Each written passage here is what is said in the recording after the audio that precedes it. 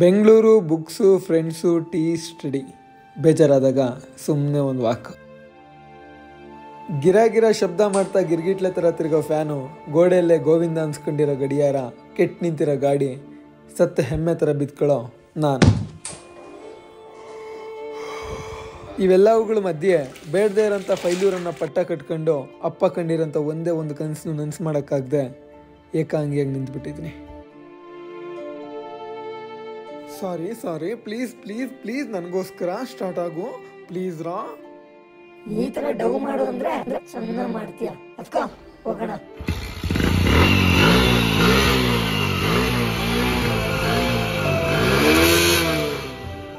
ವ್ಯಕ್ತಿ ಜೊತೆಲಿ ಇಲ್ದಿದ್ರೆ ಏನಾಯ್ತಂತೆ, ಆ ವ್ಯಕ್ತಿ ಬಿಟ್ಟೋಗಿರೋಂಥ ನೆನಪುಗಳು ಯಾವತ್ತೂ ಕಾಡ್ತಾನೆ ಇರುತ್ತೆ, ಏಕಾಂಗಿ ಆದರೂ ಆಗದೇ ಇದ್ರು.